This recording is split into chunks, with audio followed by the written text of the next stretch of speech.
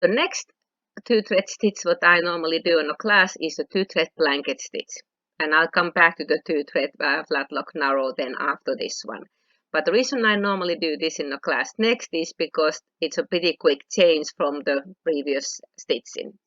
So on this one, again, when I go through the checklist, well, one of the things, depending again on the machine, on the Triumph quick reference guide, it even tells that I could put the size 90 top stitch needle on the machine.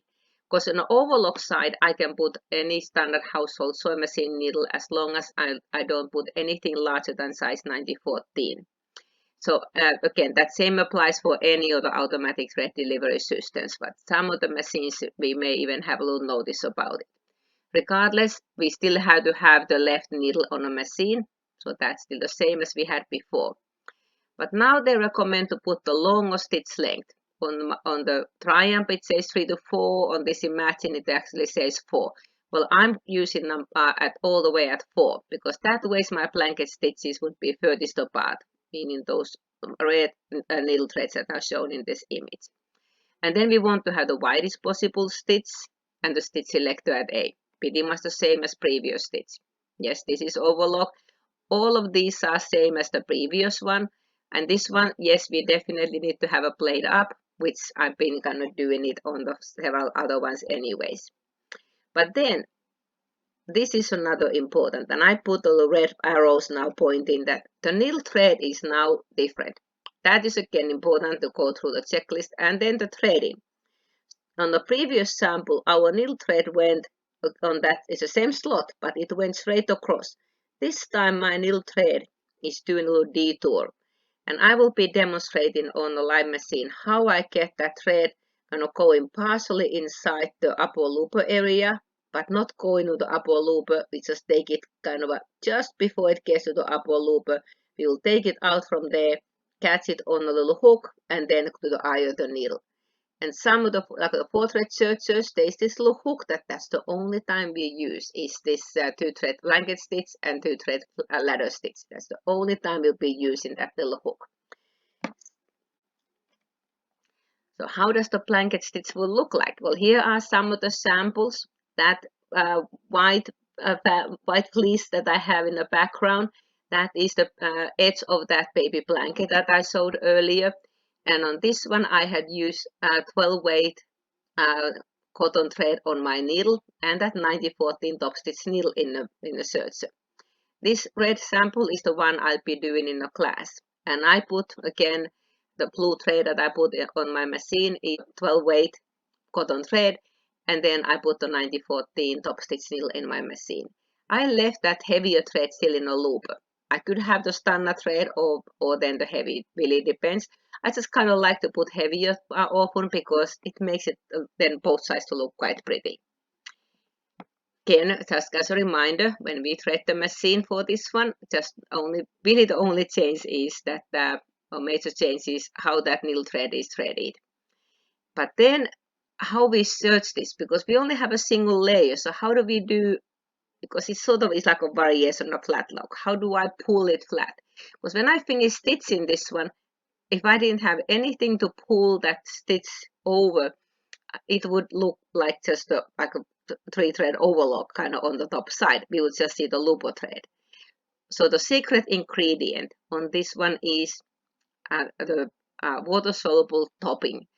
Not those heavy water-soluble stabilizers that we use when we embroider the freestanding lace. That is too dense. We just want to have that thin topping that is used normally in the embroidery on the top of the towels or the fabrics with the nap. And that strip of stabilizer is laid on top of the fabric, and then we're gonna use the knife to cut a little bit off both of the pieces. And when my seam is finished, my looper thread is on the top side and my needles are underneath. That little piece of a stabilizer is then used to flip the stitch around, and that's how we get this effect on a blanket stitch. And then I just store it off and I can just discard that piece of stabilizer. Well, I could use a standard foot on this one and it works pretty well, but some of these stabilizers tend to be a little bit of a tacky and your normal foot could get caught. And the clear foot that is plastic may sometimes catch a little bit more on that one, especially if you have a fresh piece out of the roll when they're really fresh. My piece was kind of an older one, so it wasn't as sticky anymore. But the best one for this one to really make sure that nothing gets caught is the Teflon foot. That is a great foot on any kind of sticky materials like vinyl and things. So I actually, on my demonstration, I will show it with the Teflon foot. The next Serger technique, or the 2-thread techniques, I'll be using a blanket stitch. And as the name says, I have put it in the edge of this little baby blanket. So the thread that you see on the right side is the needle thread. And I had used 12 weight cotton thread on this case. And then on my lower looper, I had that heavier thread also. Well, how do we do this stitch?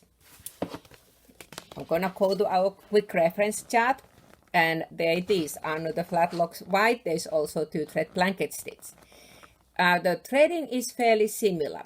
And the settings wise, we still use the same needle. That way we get the widest possible seam. And they even have on my chart a little note that if I use size 90 top stitch needle, I can put a little bit heavier thread in the needle, because the needle thread is really the blanket stitch that we want to see.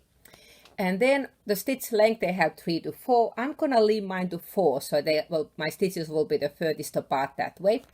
And the stitch width we want to have still at 7.5, because that way we get the widest possible seam. Stitch selector needs to be at A. All of these are same as before, except notice this time they want to have the blade up. Well, most times I was using the blade up anyway, so I'm gonna unlock my blade on this time because I was doing some of the samples where I locked it. Well, on this one, why it is different than my normal Flatlock stitch? Part of the threading is different. Again, we gone through the checklist, now we go for the threading. The threading, yep, a thread goes in the same place on the thread delivery area as before, but instead of going straight across to the needle, we take a little detour. We go through the threading ports like the upper looper thread would be going. And what this does is it just adds a little bit more tension for the that needle thread to make better onto the stitch. So there are a couple pictures that kind of highlight this one. One of the part on this picture shows that when we get it through the threading tubes, how do we get that thread then onto the needle? So that is an important picture. So let me go ahead and start changing the machine, and then I'll show you how we can find this part. And I'm gonna leave still that heavy thread on my lower looper. Again, I could have only Serger thread on that one. It's really kind of the wrong side of the fabric. So this time I'm gonna go and I'm just gonna take my needle thread out. I moved my camera a little bit, so I have changed to a larger needle in my machine, and also I started threading my heavier 12-weight thread. So it is on the third slot from the left where the upper looper normally would go. So I will put my machine to threading, rotate the hand wheel until the machine clonks, and then I will pretend that I'm threading on upper looper, which I really am not. I'm just gonna take it part way there. But I'll put my thread tail to the upper looper threading port, push the button. And my thread may or may not go. If it's a thin thread, it may show up in the upper looper, but this time I have really kind of a heavier thread, so it's gonna end halfway. It's all right, I don't need to go all the way. Because this time I will be taking that thread. That is what this picture shows. I'll be taking that upper looper thread, the red thread, from the just before it gets to the eye of that the looper tube. So I will just get it from there, take it for the threading, and thread it normally for the needle then. So in order for me to go there, let me see if I can move the camera just a little bit. I will need to put my machine back to searching position. So I will open up those threading gates. And this is the time that the tweezers will be handy. I haven't used them too much. But here is my thread coming, and I can kind of see it right there. There's my blue thread. So my first one in there, and I still have that heavier looper thread on my lower looper. That is my upper looper in the back. So just before it gets to that tube to go to upper looper, I will take that thread. And now it has done this little extra U-turn. And then I will take it onto, there's a little hook. And let me move the camera just a little bit. So, the thread will be taken onto this little hook. All the machines that we had this little hook that we've been kind of wanting to use in the past, but this is the only time we'll be using it. And then I will take it over the take-up lever as normal, and then I will thread my iota needle, and then I'm ready to go. Well, how do I get the blanket stitch onto the edge of the fabric? Well, this time I only have a single layer of fabric. And normally the flatlock stitch, which the blanket stitch really is a variation of the flatlock, the lower loop will be showing on the top side, and then the needle thread will be kind of like a V shape, not all those straight lines that the picture shows. So how I get that look is I will need to have a little helper. And this case the helper is water-soluble topping. That's the stuff that we use often on the embroidery, on the towels and any of those kind of fabric with the nap. And all I need is a little strip. So I cut about a couple inches wide a strip of this stabilizer. It doesn't have to be even continuous length. I could always just to put another piece underneath and overlap them a little bit. Because this is just a temporary helper. It allows us to rotate the stitch inside out or backwards. So this time I'll be using the knife to cut, so I have engaged my blade, and I will be stitching and cutting a little bit on both edges. Well, what foot I should use? Well, I don't have a foot at the moment in the machine because I wanted to talk about the feet. One of my favorite topics, talking about the feet. Well, I could use my standard foot. That works pretty well, but sometimes this stabilizer is a little bit of a tacky and it catches on depending on the brand. So if it catches on a foot, it may be just not feeding as well and our stitches won't be as even. The clear foot is not the best for this technique because this one clings even more than the metal foot. So I will put this metal feet out of the way because this is the one that is my favorite. I've done this technique quite a bit with the standard foot as well, but this one is my favorite. It's a Teflon foot. On the underside, there's a little non-stick coating on it, and that way it doesn't stick onto the stabilizer. But also it's a great one when stitching on vinyl because it doesn't stick. It's really absolutely necessary for that one. So I'm gonna snap my Teflon foot. And usually when I start stitching, I will start a little bit on this piece of stabilizer so I make sure that it catches onto the needles. So I'm just gonna slide it under there, and then I will just get my fabric, get my knife up a little bit. There we go, and I'm gonna just get it there. And I will then trim off a little bit of both the fabric and the stabilizer. And my stitch length is at the longest and my stitch width is the widest.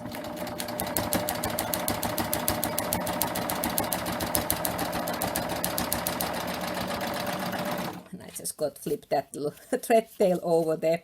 So there we go. So I have really interesting combinations on the thread colors on this one.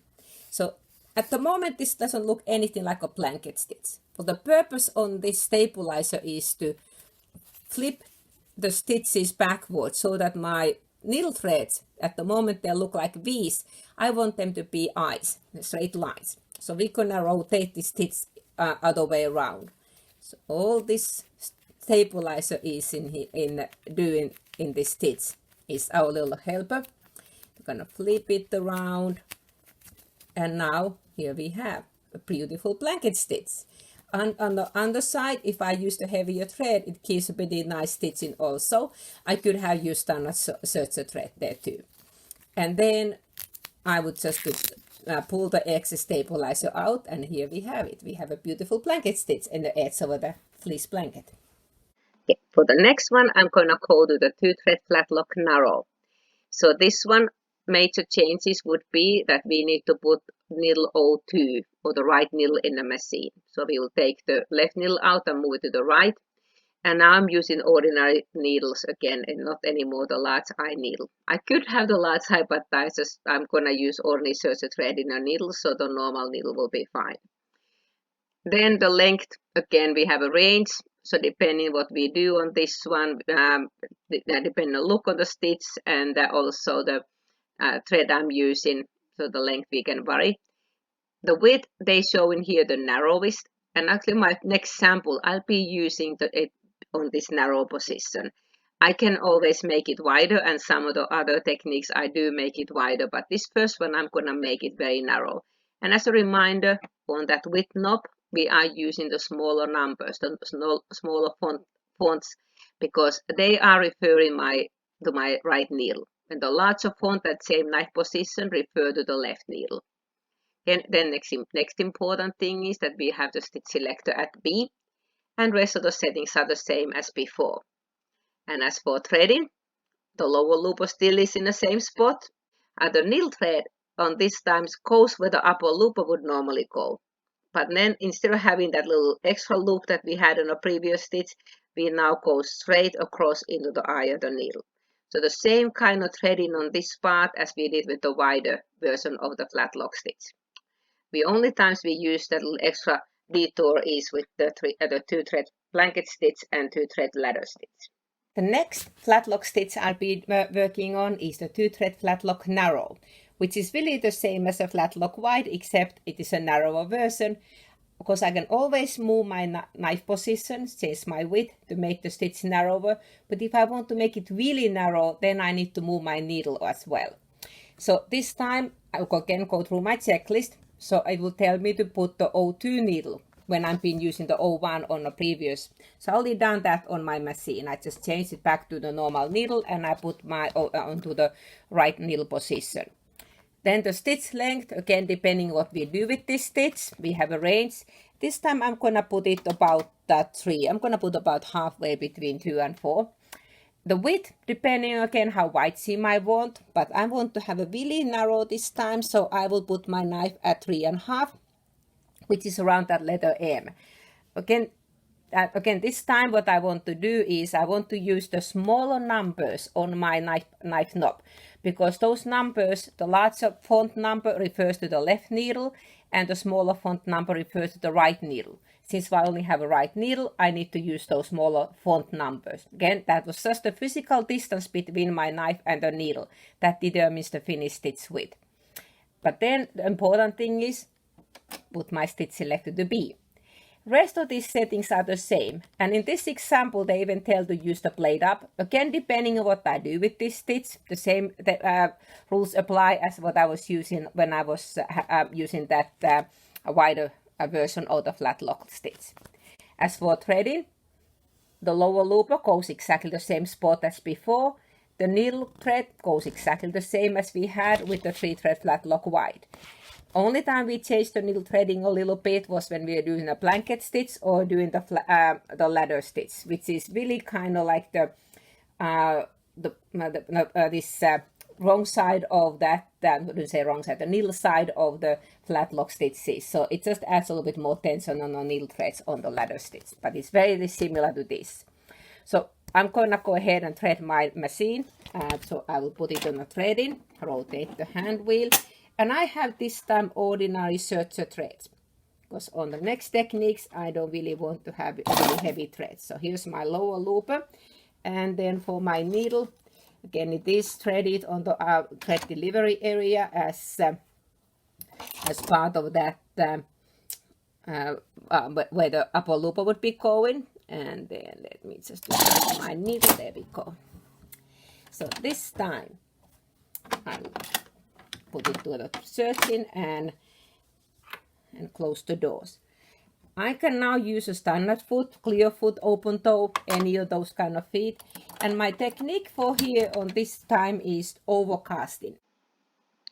Well, here's just the one use that I'll be doing on my first demonstration as sample number 6 this time. Just using it for overcasting. On my number 2 class, I was using the 3-thread narrow overlock stitch for overcasting, because that's a very common way to prevent fabrics from raveling, is to use this 3-thread. But if you look lots of the items that are factory made, they don't always use a 3-thread overlock for that one, because in the factories, if they can save a little bit of a thread, that's what they do. So very often in the factory ones, they use the 2-thread Flatlock for this one. And just a single layer of fabric, there's nothing to pull it flat. It's just the stitches are sitting at the right on the edge of the fabric. So this orange one is the one I'll be showing in the demonstration. So all I do is I just use my knife to trim off a little bit on those frayed edges, and I will do stitching on that one. And I was using ordinary serger thread in my lower looper and my needle. On this other piece, I just put another piece of fabric that I sewed the other side of that stitch. So those little loops, those are my needle threads, and then on this other side you see the looper thread. So it's another great option for doing the flatlock stitching as say overcasting. So this stitch really is the same as the wide flatlock. So any of those techniques we had used in a wider flatlock would work as well. Like I was using the ribbon. Well, I could put, if I have narrow ribbon, I could use the narrow flatlock for the decorative stitching. I could use it for the seaming. But then there are certain ones that I definitely like to use the narrow instead of the wider one. And one of them is overcasting. We did on the number 2 class overcasting using the 3-thread narrow overlock stitch. And when you look at commercially made items, they very seldom use the 3-thread flat overlock for the overcasting because they want to save a piece of thread. So in the factories that when they use a lot of thread, even saving one spool will be helpful. But we can do the same way at our home machines, just using the 2-thread stitch for the overcasting. So instead of having 2 layers of fabric, I have one piece of a very, very fraying upholstery fabric. So I will just put that in front of my foot, in front of my knife, and that is, I have my knifing cage, so that will be trimming off all those loose edges. And I will just overcast it like I would do with a 3-thread overlock. And it is a really nice lightweight seam. So that way I see the lower looper threads and my needle threads on the underside. So with it that's the same as the 3-thread overlock. It just uses a little bit less thread. So if I do a lot of overcasting, I may go for this flatlock version of it. Okay. The next one I'll be using this narrow flatlock stitch, the 2-thread flatlock stitch for Blindhem. Again, this one I prefer use the narrower rather than the wider stitching because it gives me really small Blindhem stitching.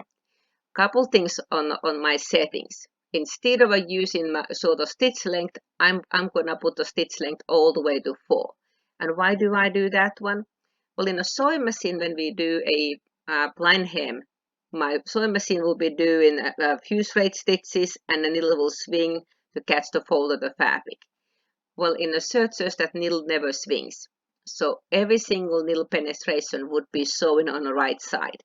That is the reason I want to have the longest possible stitch length, that I don't have so many stitches sewing on my fabric on the right side. And then this time, yes, we are going to use the Blindhem foot for what it was designed for. I used it earlier just because it has this guide, but this is really what it was designed for. And because we can't move the stitch or move the needle position, only thing we can move is a guide. So in this case, I'll be lining up this guide so that when I put my fabric fold on it, I'll get my needle to just to barely catch the fold. And this is the little black and white fabric is the one I'll be showing in the class. And I use kind of tan color thread, so you see some of those stitches. I had some other older samples I have done on this one where I had used a kind of tan color thread on this knit fabric. And in this other black and white knit, I used the monofilament thread in a needle, and you really don't much see those stitches. So matching thread and monofilament works the best.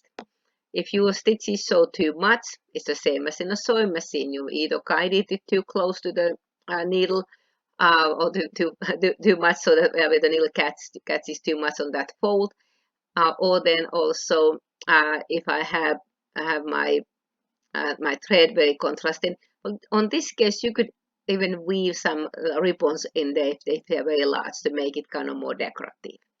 So I'll be demonstrating how to do the folding on the fabric and how to do this stitch. But here's a technique that the 2-thread flatlock narrow works better than 3-thread flatlock wide, is doing a blind hem. Yep, we can do a blind hem stitch on our Serger also. This time we're gonna be using the blind hem foot for the blind hem stitch, finally using the foot what it was designed for. So let me change that foot out of the way and put my blind hem foot on the machine. So this foot has a guide, and we had adjusted this earlier for another stitch that I was using. I was using as a guide for my 2-thread flatlock wide, but this time I may want to change my blade a little bit. And where would I move it? Again, it depends a bit on the fabric I'll be doing the blind hem stitching. So this time I have just to press the hem under. I have a woven fabric. It could be a knit fabric. In the sewing machine, how we do our blind hem stitches, exactly the same way. We have pressed our hem under to the wrong side, and when my wrong side is up, we will fold this hem under. So we have this funny looking fold. And that's a question I often get. Well, how do I do that folding? So it just take always have your wrong side up, your hem towards your right side, and flip that hem under, and leave a little bit of that hem edge in case. Okay. So I have my fabric, wrong side up, hem has been pressed on the wrong side, and my folded edge is towards the right side. So I will just flip the hem under, and I will expose a little bit of that raw edge. In a sewing machine, we would normally need to overcast this edge. But the cool thing in a Serger is that we overcast it at the same time while we stitch. So saves one step. Also in a Serger, really doesn't matter how much I expose it, because the knife will trim the rest of it out. So I'm just gonna leave about 1/4 inch. Again, really doesn't matter how much I have it engaged. This time the fold works exactly the same as in my sewing machine. That fold would go against the guide of my blind hem foot. So that is the same on this case. So I want to have the fold against the guide. And again, the knife will chop the rest of it out. I may make my knife position a little bit wider, because this is a bit heavier fabric. Then other thing I like to normally change on the settings is to lengthen my stitch length all the way to 4. Because in a sewing machine, the blind hem stitch works the 3-4 straight stitches on this hem fabric and a little swing to catch the edge of the fold. Sergers, that needle doesn't do a swing. So every needle penetration will be showing on the right side. That is why we want to lengthen the stitch length, so we don't see so many of those stitches on the right side. So this time I'm going to just to guide my fabric so that my needle will just barely catch this fold. Again, depending on the fabric thickness, you always need to do a test. So I'm going to sew a little bit just to see on my current settings. I may have to adjust that screw a little bit closer, but I'm going to just to sew a little bit, and then we see the difference. Because I can already see that I'm sewing way too much inside that seam. I have a big stitches showing if I use it in the current position. So I do a couple stitches that way. And then what I will do is lift the needle up. I'm going to move this guide, loosen the screw, and I'm going to move it quite a bit closer. And then I can move my fabric against that new guide. So now I'm catching much less on that fold. So this time I was looking a little bit on my needle just in the beginning, and now I'm going to just watch the guide. I most likely will have still a little bit too much stitching showing, but it's the same as in a sewing machine. Thinner fabrics, you definitely still see some of those needle penetrations. A heavier fabric will hide it a little bit more. So here's my seam. So when I fold it flat, it is a flat lock stitch. What I see in there are my needle threads. I use kind of a contrasting color threads. I have little tan threads in my needle. In the beginning, when I had my guide way too much to the right, I had much more stitches showing. Of course, I could use this as a benefit. I could weave ribbons on it, and then it's a pretty hem, a little different look of it. But if I don't want to see those too much, I would need to move with my my little blade a little bit closer. And I most likely would want to do that one on this one as well. Then if I use monofilament thread on my needle, you won't even see those stitches. But I would definitely want to move my guide a little bit. But it is like a sewing machine. Whenever you do the Blindhem, you want to do a test first and then go to actual project, because the thickness of the fabric will really affect, and the other thing affects is how we guide the fabric. The next technique, the sample number 8, I'm using the 2-thread flatlock narrow stitch to attach lace. On number 2 class, I use a rolled hem to attach the lace in the edge of the fabric, but this is another technique. I can also use the flatlock on this one. Again, it is a flatter seam. And this time I'll be using the lace applicator foot, so actually using it for something that the name calls for it. There's another piece of fabric that I'm showing, and I'll show the live sample on this one. I had used different settings on the 2-thread flatlock stitches on this piece of fabric, and then in the end I attached the lace. On this sample I had used heavier decorative thread in a looper, and I put my fabric and my lace wrong sides together, stitched it on a fold, stitch it on the edge and pull it flat. So now I have the lace attached to the fabric. This piece I had batiste, and then I have just a little craft lace. I'll demonstrate this one, and I'm using just only Serger threads on this, so I can have it more subtle or kind of a more decorative. Again, I will be showing that as a live demo. The next technique that I like to use for that narrower version of the flatlock stitch is to put the lace on the edge of the fabric. Again, I could use the wider stitching as well. I'll have a little bit more my seam sewing up on that one. In this case, I had on this sample, I had used really heavy thread in a looper, so I want to see that thread a bit more. But this one, that is a 2-thread flatlock narrow. On this little sample, I had done different widths on these flatlock stitches. So I have a couple seams with the wider version, the narrower, and then also in the edge finish on this one. Just kind of using the different versions on the flatlock stitches on this one. And I had used black thread in my needle. So how do we do this one? Well, because it is an overlock stitch still, so we have to put my lace and my fabrics together. Now, do I put right sides together or wrong sides together? Depends on, do you want to see your needle threads or you want to see your looper threads? On my previous sample that I showed, I put my my wrong sides together because I want to see my looper threads. But if I wanted my needle threads, I will put my right sides together. And lace, you kind of decide which you think is the right side. So this one has a little bit more pattern on it. But this really I can't tell right and wrong, so I decide that's my right side. So again, depending on what side you want to see more. I have still left my stitch length at 4, but that's maybe too long stitch for this kind of lighter weight fabric. So I'm gonna go to 2.5, little bit shorter stitch length on this case. And I'm gonna leave my stitch width at 5, the widest possible, just because my lace is not an heirloom lace, it's a polyester lace and it's a little bit stiffer. But this, now we're gonna again use the foot for something it was designed for, putting a lace. Because this time it's kind of like with the rolled hem, we put the lace. We don't wanna have this lace inside the fold. We only want to have the fabric kind of having the little fold. So I leave my knife up and I have my knife trim a little bit off the edge of this fabric. But the lace, I want to have my needles just to go right on that one.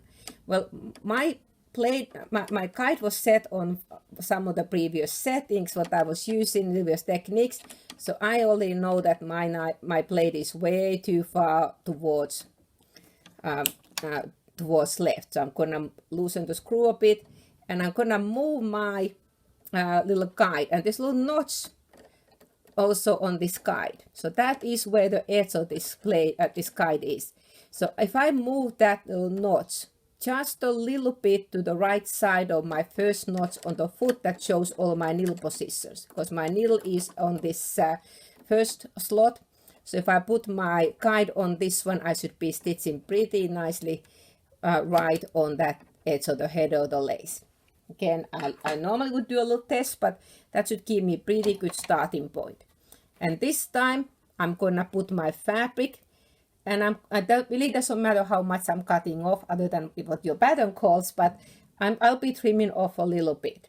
And then the lace I will put on this guide, kind of on top of that guide, and then I will lower the pressure foot. So I will just keep those two pieces, the fabric and the lace bit, separate. So again, now I got it lined up, so all I watch it on the guide and a little bit on a knife to see that I cut the same amount of off.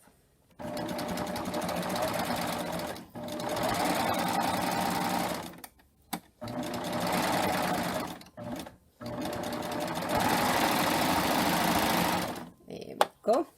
So let's see so my seam at the moment, we kind of blends in a bit because my thread is maybe a little bit too matching for my lace, which actually would be quite nice for this.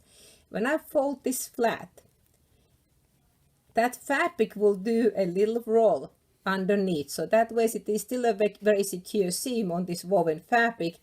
And that way that I could use this as my right side and weave even a little ribbon if I wanted to, or if I had put heavier thread on my looper, or even leave it this way too, will give a pretty nice seam as well. So again, either side would be the right side on this case. But it is a pretty strong seam. I think the lace would tear out before that seam would come apart. Here's another technique that I like to use the 2-thread flatlock narrow stitch. And this one is to put strung beads onto a piece of very, very fine tulle or netting. And I could put it in the edge of the fabric too. And on my sample, the one that I'm going to be stitching, I have a black tulle, so it will show a little bit better. But this strings on the kind of middle of this image, those ones are sewn with the monofilament thread in a looper and a needle. So you really don't see any of the threads on that one. When on these others, I have the threads showing. I'm using just the craft beads. The maximum size we can use in a Serger are the 4mm beads, and that's the ones I'll be using on my demonstration.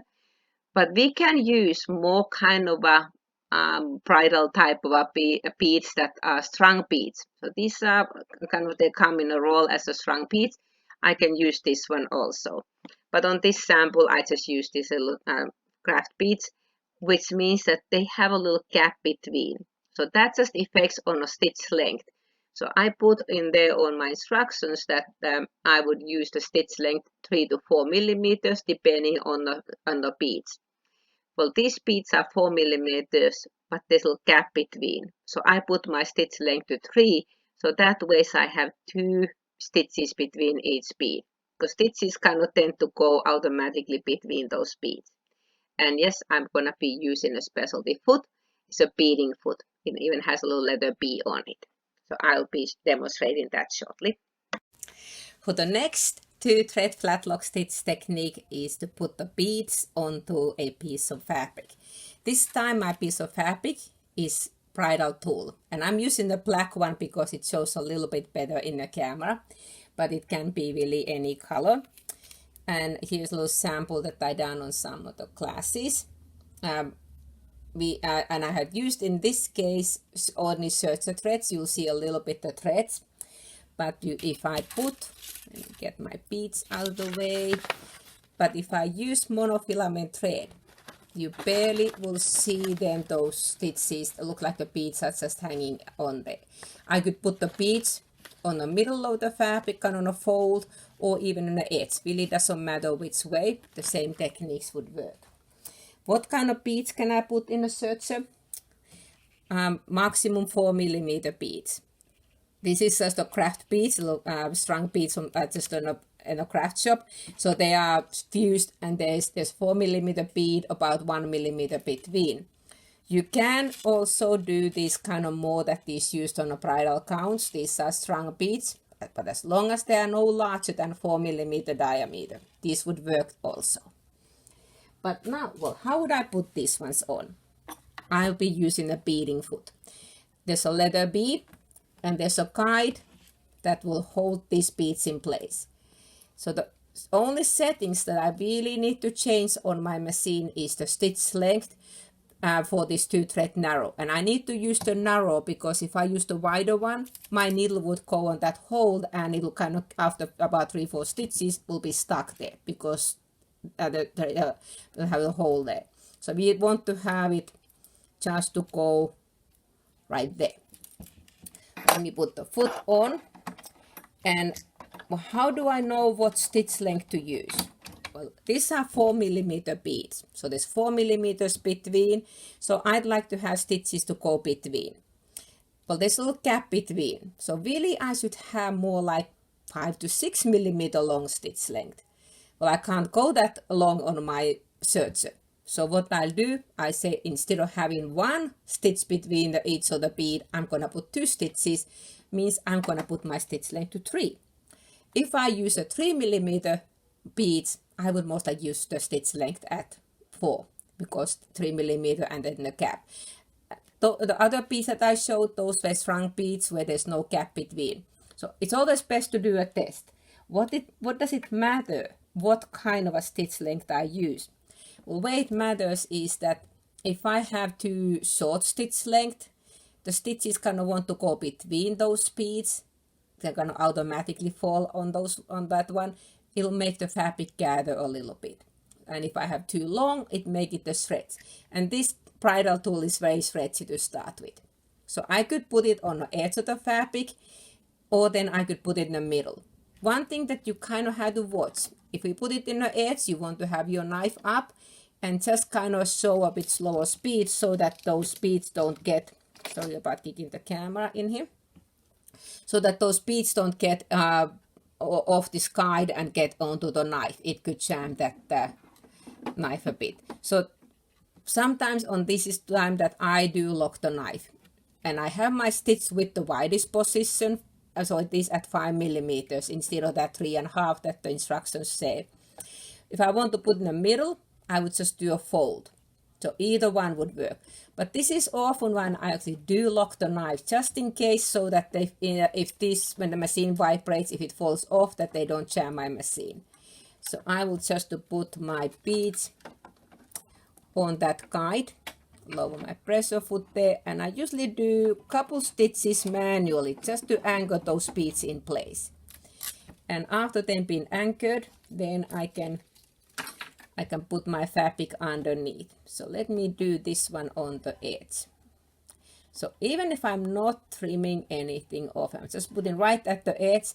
This tool is very, very lightweight. So I could even have it just to have a little bit excess. If it falls, really, I can't tell it at all. And again, this is a time that I do not go super fast. So let me kind of keep my hands away. There we go. So again, I don't want to hold this tight. If I hold tight, I'm going to be gather the fabric. So all I want to keep them is so that they don't fall off that little guide.